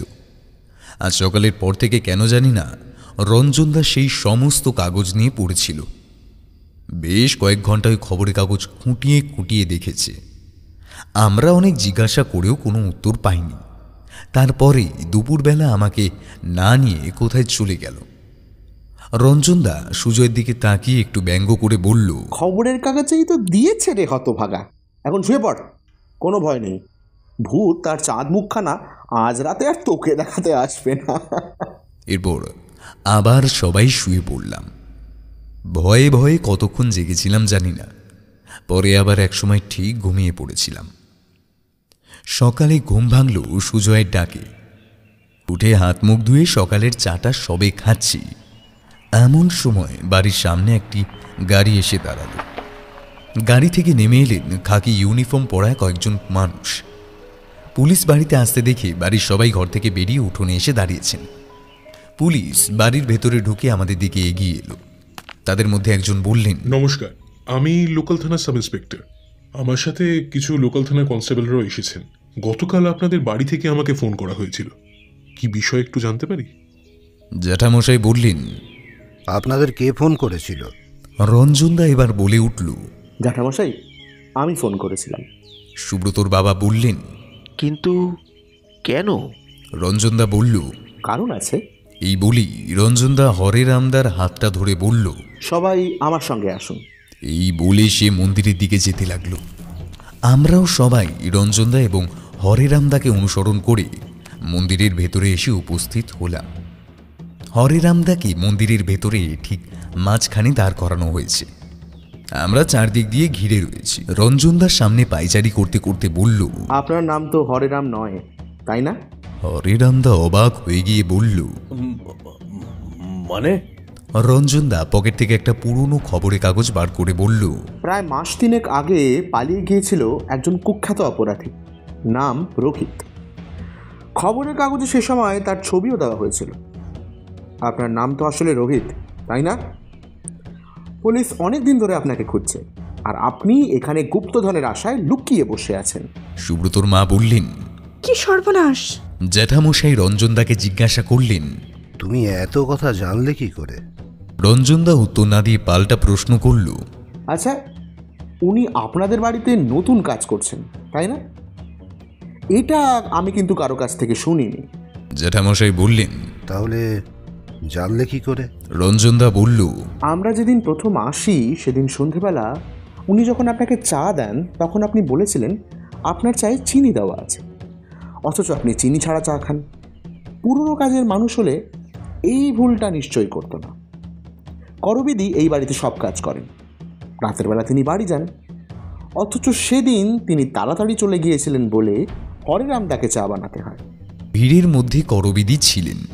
তিনি বললেন, হ্যাঁ, সেদিন আমি তাড়াতাড়ি বাড়ি চলে গিয়েছিলাম, কারণ আগের দিন রাতে আমার স্বামীর উপর হামলা হয়েছিল। রঞ্জনদা বলল, সে কথায় পরে আসছি। তারপর জ্যাঠামশাইয়ের দিকে ঘুরে বলল, আপনারা আমাকে সব কথাই বলেছেন, কিন্তু সম্ভবত ভুলবশত কিছু কথা বাদ থেকে গিয়েছিল। তার মধ্যে অত্যন্ত গুরুত্বপূর্ণ কথা হলো, আপনাদের বাড়িতে অনেক দিন ধরে যিনি কাজ করছেন তিনি হরেরামদা নন, সুনীল জেঠু। এই কথাটা সুব্রতও আমাকে বলেন। আমি এই কথাটা জানতে পারি করবিদির থেকে। করবিদির কাছ থেকেই আমি সুনীল জেঠুর বাড়ির ফোন নাম্বার পাই। গতকাল আমি গিয়েছিলাম ওনার বাড়িতে। ওনার 8 বছরের নাতনিকে অপহরণ করা হয়েছে। ঠিকই বলছি, আমি সুনীল জেঠুর বাড়িতে গিয়েছিলাম, সেখান থেকে শুনে এসেছি। সেদিন সন্ধ্যাবেলা জ্যাঠামশার চায়ে চিনি দেওয়া, সুজয়ের সাথে আচমকা ধাক্কা লেগে এমন শব্দ বেরিয়ে যাওয়া যা এই অঞ্চলের মানুষ ব্যবহার করেন না, সব মিলিয়ে একটা খটকা ছিলই। হরেরামদাকে প্রথম দেখেই আমার মনে হচ্ছিল আমি আগে ওকে যেন কোথাও দেখেছি। কোথায় দেখেছি প্রথমে ঠিক মনে করতে পারছিলাম না। তারপর মনে হয় কিছুদিন আগেই খবরের কাগজে দেখে থাকতে পারি। খড়ের গাদায় সূচ খোঁজার মতন আপনাদের বাড়িতে গত কয়েক মাসের খবরের কাগজ নিয়ে গতকাল খুঁজতে বসি। আমার এই অনুসন্ধান সফল হয়। আমি যা ভাবছিলাম ঠিক তাই। হরেরামদার ছবি আমি খবরের কাগজেই দেখেছিলাম। গতকাল খবরের কাগজের এই ছবিটা দেখে আমার সমস্ত সংশয় দূর হয়ে যায়। খবরের কাগজের তথ্য অনুযায়ী উনি ছদ্মবেশ ধরতেও খুব পটু। তারপরেই আমি গতকাল ওনার ঘরে লুকিয়ে লুকিয়ে গিয়েছিলাম। ঘরের এক কোনায় ছোট্ট একটা পুটলিতে ওনার কিছু সাজ সরঞ্জামও পেয়েছি। সেগুলো তো রাতে ভূত সাধতে কাজে লাগতো, তাই না? শেষে প্রশ্নটা হরেরামদাকে উদ্দেশ্য করে করা। উনি মুখ নিচু করে বসে আছেন। রঞ্জনদা বলে চলল, কাল রাতে আমাদের ঘরের জানলায় ভূতের দেখা পাওয়া গিয়েছিল। বলতে গেলে আমি ভূতের জন্য ফাঁদ পেতেছিলাম, আর ভূত সেই ফাঁদে পাও দিয়েছিল। সুব্রতর বাবা বললেন, ফাঁদ পেতেছিলে কিরকম? রঞ্জনদা বলল, আমি গতকাল রাতেই বলেছিলাম যে আজ সকালে গুপ্তধন খুঁজে দেব, তাই ভূত আমাকে শেষবারের মতো ভয় দেখাতে এসেছিল। কিন্তু সে বুঝতে পারেনি আমি তৈরি ছিলাম। ছোট্ট একটা বাঁশের লাঠি তার পায়ে মোক্ষম আঘাত করেছে। কি হরেরামদা, থুড়ি থুড়ি থুড়ি, রোহিতবাবু, তাই তো সকাল থেকে আপনি একটু খুঁড়িয়ে খুঁড়িয়ে হাঁটছেন, তাই না? রোহিত উত্তর দিল, আমি এখানে এসে গুপ্তধন খুঁজেছি ঠিকই, কিন্তু কোনো অন্যায় তো করিনি। গুপ্তধন খোঁজা তো অন্যায় নয়। আমি তো আর গুপ্তধন নিয়ে পালিয়ে যাইনি। রঞ্জনদা বলল, আপনি গুপ্তধন নিয়ে পালিয়ে যাননি ঠিকই, কিন্তু বাড়ির মালিকের অনুমতি নিয়ে খুঁজেছেন কি? করবিদির স্বামীর উপর হামলা করে পা ভেঙেছেন এবং সুনীল জেঠুর নাতনিকে অপহরণ করেছেন। মিথ্যে কথা, একদম মিথ্যে কথা। রোহিত গর্জন করে উঠল। রঞ্জনদা বলল, মিথ্যে কথা? তাহলে আপনি বলুন তো, এই বাড়িতে যে গুপ্তধন আছে তা আপনি জানলেন কি করে? রোহিত বলল, এই অঞ্চলে সবাই জানে যে এই বাড়িতে গুপ্তধন আছে। রঞ্জনদা বলল, হ্যাঁ, এই অঞ্চলে সবাই জানে, কিন্তু আপনি তো এই অঞ্চলের মানুষ নন, তাহলে আপনি কি করে জানলেন? আমি সাধারণ মানুষের মুখেই শুনেছি। রঞ্জনদা বলল, সাধারণ মানুষের মুখে শুনেছেন? তাই সাধারণ মানুষটা কে? মানে আপনি কি বলতে চাইছেন? রঞ্জনদা বলল, কিছুদিন আগে একটা কারণে সুনীল জেঠুর ছেলেকে জেলে যেতে হয়েছিল। সেখানে সুনীল জেঠুর ছেলের সাথে আপনার পরিচয় হয়। আপনি তার কাছে গুপ্তধনের গল্প শুনেছিলেন। বেশ কিছুদিন ধরেই আপনি প্ল্যান করছিলেন গুপ্তধনটা হাতাবার। তারপর কিছুদিন আগে আপনি সুনীল জেঠুর নাতনিকে অপহরণ করেন। পরদিন সকালবেলা বাজারে যাওয়ার পথে আপনি সুনীল জেঠুর মুখোমুখি হন। তাকে বলেন যে তাকে তক্ষুনি সেই বাড়ির কাজ ছেড়ে দিতে হবে এবং আপনাকে তার জায়গায় বহাল করে যেতে হবে। একমাত্র আপনার কথা শুনলে তবেই আপনি সুনীল জেঠুর নাতনিকে ফেরত দেবেন। রোহিত বলল, মিথ্যা কথা, এইগুলো সব মিথ্যা কথা। সুব্রতর বাবা বললেন, হ্যাঁ, সেদিন তো সুনীলদা বাজারে যাচ্ছিলেন, বাজার না করেই ফিরে আসেন। শুকনো মুখে বলেন যে বাড়িতে তার ছেলে খুব অসুস্থ, তাই বাড়ি থেকে লোক এসেছে তাকে খবর দেওয়ার জন্য। তিনি এই হরেরাম মানে রোহিতকে দেখিয়ে বলেছিলেন যে ইনি উনার গ্রামের মানুষ। যতদিন না সুনীলদা ফিরে আসেন ততদিন পর্যন্ত রোহিত আমাদের বাড়িতে কাজ করবে। জ্যাঠামশাই বললেন, আমরা তো সরল বিশ্বাসে ওকে কাজে রেখেছিলাম, এর পিছনে যে এত গল্প আছে তা তো বুঝিনি। সুব্রত বলল, তোমরা সুনীল জেঠুর বাড়িতে ফোন করনি? ছেলে অসুস্থ বলে গেছে, ফোন করে অন্তত একটা খবর নেওয়া তো উচিত ছিল। খবরটা নিলে জানতে পারতে। জ্যাঠামশাই বললেন, আরে ফোন তো করেছিলাম, তখন তো ওরা এই অপহরণের কথা বলেনি। তখন বলেছিল যে সুনীলদার ছেলে মানে সাগর অসুস্থ। রঞ্জনদা বলল, অপহরণের কথা বলবে কি করে? এই রোহিতবাবু তো শাসিয়ে রেখেছিলেন যে অপহরণের খবর যদি বাইরে কোথাও বলে দেওয়া হয় তাহলে সুনীল জেঠুর নাতনিকে আর পাওয়া যাবে না। রোহিত আবার চিৎকার করে উঠল, মিথ্যে কথা। পুলিশ অফিসার বললেন, শুনুন, বাচ্চাটাকে পাওয়া গেছে। গতকাল গভীর রাতে পুলিশের একটি দল বাচ্চাটিকে একটি বাড়ি থেকে উদ্ধার করেছে। বাচ্চার চিৎকার শুনে ওই বাড়ির পাশের লোকজন পুলিশে ফোন করে। বাচ্চাটাকে উদ্ধার করার সাথে সাথে আমরা দুজনকে গ্রেফতার করছি। সুতরাং আপনার পালানোর কোনো রাস্তা নেই রোহিতবাবু। জ্যাঠামশাই জিজ্ঞাসা করলেন, কিন্তু গুপ্তধন চুরি করার জন্য ওইটুকু বাচ্চাকে অপহরণ করলেন কেন? আবার করবীর স্বামীকে মারধর করলেন কেন? রঞ্জনদা বলল, গুপ্তধন খোঁজার জন্য এই বাড়িতে ঢোকার খুব প্রয়োজন ছিল। সুনীল জেঠুকে বাড়ি থেকে সরাতে হবে এবং সেই জায়গায় এই বাড়ির কাজের লোক হিসেবে এসে ঢুকবে রোহিত। আমার ধারণা সুনীল জেঠুকে ভয় দেখিয়ে বাড়ি পাঠানোর জন্য ওইটুকুনি বাচ্চাকে অপহরণ করা হয়েছে। হরিরামদা ওরফে রোহিত কোনো উত্তর দিল না। রঞ্জনদা বলতে লাগল, করবিদির স্বামীকে মারধর করার একটাই কারণ, করবিদির স্বামী যদি অসুস্থ হয়ে বাড়িতে থাকেন তাহলে করবিদি সন্ধে হওয়ার আগেই বাড়ি ফিরে যাবেন। তাহলে ওনার পক্ষে সন্ধ্যার অন্ধকার হওয়ার সঙ্গে সঙ্গে সুযোগ মতো গুপ্তধন খোঁজার সুবিধে হবে। এই জন্যই সেদিন সন্ধ্যার অন্ধকারে সঞ্জয় এবং রিমি পিশাচ দেখেছিল। আমি বললাম, কিন্তু পিশাচটা তো বেশ লম্বা ছিল। পুলিশ অফিসার বললেন, এরা বিভিন্ন রকম জিনিসপত্র ব্যবহার করে এবং কলা কৌশলও জানে। যেমন কি অনেক সময় রণপায়ের মতো এক ধরনের জিনিস ব্যবহার করে নিজেদের লম্বা দেখানোর জন্য। আমি বললাম, রণপা ব্যবহার করলে সেই লাঠিটাকে তো হাত দিয়ে ধরে থাকতে হতো, কিন্তু পিশাচটা তো সেরকম কিছু ধরে ছিল না। রঞ্জনদা বলল, তুই যে হাত দিয়ে ধরে থাকার কথা বলছিস সেটা ব্যালেন্স রাখার জন্য, কিন্তু আমি বাগানে 2-3টে কাঠের তৈরি টুলের মতো জিনিস পেয়েছি যেগুলো পায়ে পড়ে হাঁটলে একটা মানুষকে অনেক উঁচু দেখায়। আবার জিনিসটা পায়ের সাথে বাঁধাও থাকে, ফলে ব্যালেন্স হারিয়ে পড়ে যাওয়ার ভয়ও থাকে না। সুজয় আমাকে বলল, আরে আমরাও তো দেখেছি এটা বাগানে, তুই তো আমাকে ডেকে দেখালি সেদিন। আমি বললাম, আমি তো ভেবেছিলাম এগুলো গাছ থেকে ফল পাড়তে কাজে লাগে, কিন্তু গুপ্তধনের কি হলো? সেটা কি লোকটাই পেয়ে গেছে? রঞ্জনদা আবার বলতে শুরু করলো, আমার প্রথম থেকেই ধারণা হয়েছিল এই ভূতের উপদ্রব এবং গুপ্তধন এগুলো একটা আর একটার সাথে জড়িত। ছড়াটা নিয়ে ভাবতে ভাবতে বুঝলাম গুপ্তধন এই মন্দিরেই আছে। এই মন্দিরটাও সীতাপতি রায়ের তৈরি। আর যেহেতু জ্যাঠামশাই প্রতিদিন রাতে এই মন্দিরেই থাকেন, তাই মন্দিরটা কখনোই ফাঁকা পাওয়া যায় না। ভূতের আবির্ভাব হয়েছে শুধুমাত্র জ্যাঠামশাইকে ভয় দেখানোর জন্য। যদি তিনি ভয় পেয়ে একা মন্দিরে শুতে না চান তাহলে তো সারা রাতের জন্য মন্দিরটা ফাঁকা পাওয়া যাবে, আর তাহলেই গুপ্তধনটা নিয়ে চম্পট দেওয়ার সুযোগও থাকবে।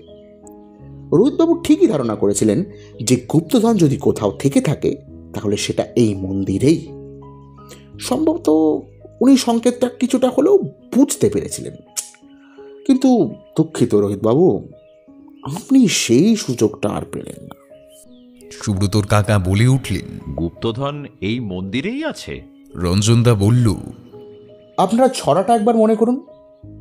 বঙ্কিমে প্রিয় বললে সবাই সাহিত্য সম্রাট বঙ্কিমচন্দ্র চট্টোপাধ্যায়ের কথাই ভাববে। আমরাও প্রথমে তাই ভেবেছিলাম, কিন্তু না, এখানে বঙ্কিম বলতে বাঁকা বোঝানো হয়েছে। আপনারা খেয়াল করে দেখুন, এই মন্দিরের বিগ্রহ ভগবান শ্রীকৃষ্ণ যে স্টাইলে দাঁড়িয়ে আছেন তাকে বলা হয় ত্রিভঙ্গ মুরারি। বঙ্কিম বলতে এখানে শ্রীকৃষ্ণকে বোঝানো হয়েছে।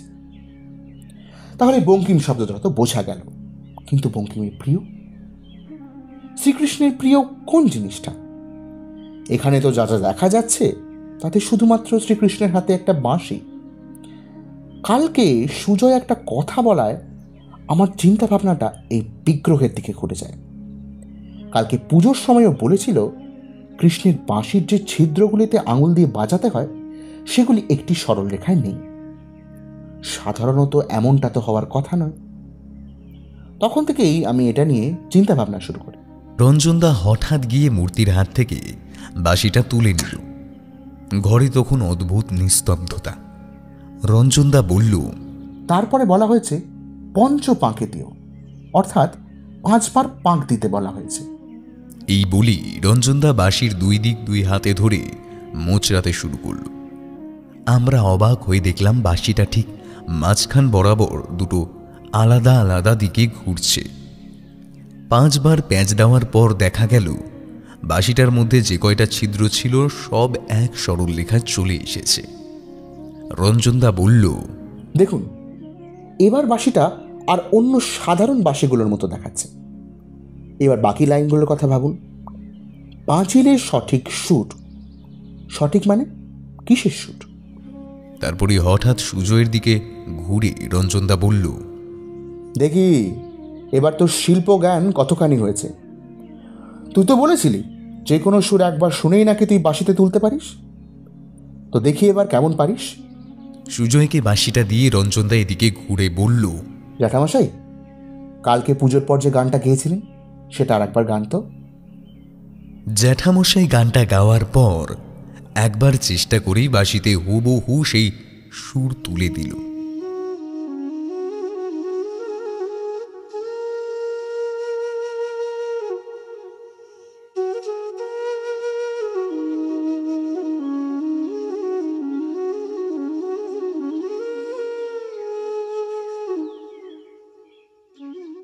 বাঁশিতে গানটা শেষ হওয়ার পরেই আমরা খট করে একটা শব্দ শুনতে পেলাম। সুজয়ের বাঁশি থেমে গেছে। আমরা তাকিয়ে দেখলাম বাঁশির এক প্রান্তে একটা ছোট্ট ধাতব পাত বেরিয়ে এসেছে। রঞ্জনদা একটু স্মিত হেসে বাঁশিটা হাতে নিল, বলল, এটা আসলে একটা চাবি। আগল বলতে ছড়াটাতে এই চাবির কথাই বলা হয়েছে। এবার আপনারা ছড়াটার শেষ লাইনগুলোর কথা ভাবুন। ভক্তের মাথা নত, অর্থাৎ কবিতায় নিচের দিকে তাকাতে বলা হয়েছে। আসলে এখানে ভগবান কৃষ্ণের মূর্তির পায়ের দিকে তাকাতে বলা হয়েছে। তারপরেই বলা হয়েছে চরণ কমলাশ্রিত। আমার মনে হয় এই বলি রঞ্জনদা কৃষ্ণমূর্তি 2 পায়ের মাঝখানে থাকা ধাতব পদ্মফুলটা ধরতেই দেখলাম সেটা মূর্তির থেকে খুলে এসেছে। রঞ্জনদার মুখে এখন যেন 1000 ওয়াটের আলো চকচক করছে। আমরা দেখতে পেলাম পদ্মফুলটা যেখানে ছিল সেখানে বেদিতে একটা ছোট্ট গর্ত। রঞ্জনদা পাত সমেত বাঁশির প্রান্তটা গর্তের মধ্যে ঢুকিয়ে মোচড় দিল। সঙ্গে সঙ্গে মেঝেতে একটা গহটাং করে আওয়াজ হলো। আমরা তাকিয়ে দেখি মেঝের একটা বড় পাথর একটু উপরের দিকে উঠে এসেছে। ওখানে যে পাথর আলগা ছিল এতদিন বাইরে থেকে দেখে বোঝাই যায়নি। সুব্রতর বাবার সঙ্গে সঙ্গে কোথা থেকে 2টো শাবল নিয়ে এলেন। অনেক কষ্টে 4-5 জন মিলে ওই পাথরটাকে বাইরে তোলা হলো। দেখা গেল পাথরের তলায় একটা কাঠের বাক্স। বাক্সটাকে উপরে তোলা হলে ওর গায়ে একটা ছিদ্র দেখা গেল। সেই ছিদ্রের মধ্যে বাঁশিটা ঢুকিয়ে আবার একটা মোচড় দিতেই বাক্সের ডালাটা খুলে গেল। ওর ভিতরে রাখা আছে রাশি রাশি মোহর। একটা মোহর হাতে নিয়ে রঞ্জনদা বলল, আমার যতদূর জ্ঞান তাতে মনে হয় এগুলি সব আকবরী মোহর। জ্যাঠামশাই বললেন, তাহলে তো এর অনেক দাম। রঞ্জনদা বলল, দাম তো অবশ্যই। সুব্রতর কাকা বললেন, আমি তোমার বুদ্ধি দেখে অবাক হয়ে গেলাম। রঞ্জনদা প্রশংসাটা গিলে নিয়ে মুচকি হেসে বলল, আসল বুদ্ধি তো আপনাদের পূর্বপুরুষ সীতাপতি রায়ের। উনি বুদ্ধি করে এসব গুপ্তধন লুকিয়েছেন, ছড়া এবং গান তৈরি করেছেন। সব থেকে বড় কথা, ডাকাতের হাত থেকে বাঁচাতে তন্ত্রচর্চা, ভূত ইত্যাদির গালগল্প রটিয়েছেন। সুব্রতর কাকা বললেন, বড়দা, এবার টাকাও এলো, আবার ভূতের ভয়ও নেই। বাড়িটা এবার মেরামত করা যাবে, কি বলো? একজন ছাড়া বাকি সবাই হেসে উঠল। আমরা সুব্রতদের গ্রামের বাড়ি থেকে ফিরছি। পিশাচের সমস্যা কেটে যাওয়া এবং গুপ্তধন উদ্ধার হওয়ার ওদের বাড়ির লোকজন খুব খুশি। ওই পরিবারের আর্থিক যা সমস্যা ছিল তা তো কেটেই যাবে, উপরন্তু এই গুপ্তধনের জন্য পরিবারটা এখন খুবই ধনী। প্রথমে ঠিক ছিল আমরা অটো ধরে রেল স্টেশন যাব এবং সেখান থেকে ট্রেনে ফিরব, কিন্তু সুব্রতর বাবা একটা গাড়ি ভাড়া করে দিয়েছেন। আমরা এখন সেই গাড়িতে করেই ফিরছি। এরকম একটা কাণ্ড ঘটাতে পেরে আমাদের সবার মনই বেশ ফুরফুরে। রঞ্জনদা জিজ্ঞাসা করল, সেদিন সন্ধ্যাবেলা দুজনে ওরকম অসভ্যের মতো দৌড়াদৌড়ি করছিলি কেন রে? সুজয় বলল, কি আর বলি, ও তো আমায় মারতে আসছিল। তাই বলে আমার দিকে হাত দিয়ে দেখিয়ে দিল। রঞ্জনদা বলল, ও তোকে মারতে আসছিল কেন? আমি বললাম, আরে বাদ দাও না এখন এই কথা। রঞ্জনদা বলল, কেন বাদ দেবো কেন? ব্যাপারটা কি? সুজয় বলল, ব্যাপারটা আর কিছুই না, তোমার ভাই প্রেমে পড়েছে। কথাটা শুনে সুব্রত চমকে উঠে বলল, কার প্রেমে পড়ল? সুজয় বলল, তোর খুড়তুতো বোনের। রঞ্জনদা বলল, বলিস কি, এই কদিনেই এত কিছু? সুজয় বলল, তবে আমি কিন্তু খেলা একদম জমিয়ে দিয়েছি। মানে? আমি সুব্রতর কাকিমার কাছে তোর সম্বন্ধে অনেক কিছু বলে এসেছি। এই তুই দেখতে শুনতে ভালো, সৎ চরিত্র, চাকরি বাকরি ভালো করিস, এই সমস্ত আর কি, একেবারে আদর্শ পাত্র। সুব্রত বলল, ও আচ্ছা, এই জন্যই কাকিমা আমাকে সঞ্জয়ের কথা জিজ্ঞাসা করছিল। আমি বললাম, নাও বোঝো ঠেলা, ভেতরে ভেতরে মহাভারত রচনা হয়ে গেল আর আমি কিছুই জানতে পারলাম না। যা বাবা। রঞ্জনদা বলল, না, তুমি কিচ্ছু জানো না, ভিজে বেড়াল একটা। তবে সঞ্জয় যেহেতু আমায় দাদা বলে ডাকে, তাই এক্ষেত্রে আমার মতামতের তো একটা দাম আছে। আমার মত হলো, ভাই বউ হিসেবে সুব্রতর বোনকে বেশ ভালোই মানাবে। সুব্রত বলল, আর বোনের বর হিসাবে সঞ্জয়কে মেনে নিতে আমার খুব একটা আপত্তি নেই। অবশ্য তার একটা কারণও আছে। রঞ্জনদা বলল, কি? সুব্রত বলল, আরে সঞ্জয় কতটুকু খাই দেখেছো? বিয়ের পরে যখন আমাদের বাড়িতে আসবে তখন জামাই আদর করতে খুব বেশি খরচ করতে হবে না।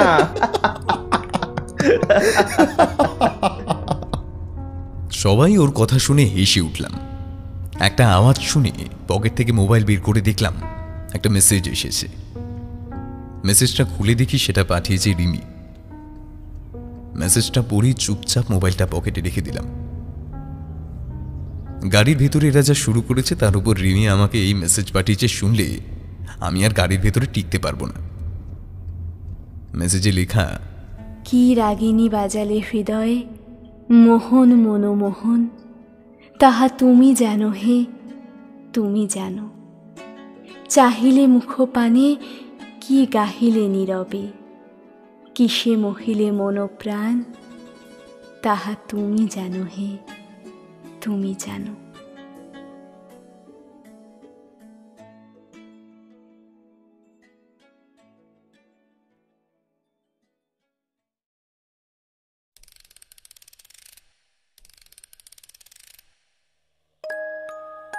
শুনছিলেন লেখক অভিজিৎ চক্রবর্তীর লেখা আকবরী মোহর ও পিশাচ রহস্য। সম্পাদনা এবং কাস্টিংয়ে সৌরভ এবং শ্রেয়া। পরিচালনা এবং ভিডিওর ভিজুয়াল এফেক্টসে সৌরভ। এডিটিংয়ে দ্য কণ্ঠ স্টুডিও। পোস্টার ডিজাইন কৃষ্ণেন্দু মণ্ডল। আমাদের গল্পটি ভালো লেগে থাকলে লাইক করে দেবেন এবং আপনাদের মূল্যবান মতামত কমেন্টে জানাতে ভুলবেন না। আরও নতুন নতুন গল্প শুনতে চ্যানেলটি সাবস্ক্রাইব করে পাশে থাকা বেল আইকনটি প্রেস করে দেবেন, যাতে নতুন কোনো গল্প এলে তা সরাসরি সবার আগে পৌঁছে যায় আপনার কাছে। শুনতে থাকুন মিডনাইট ফ্যান্টাসি।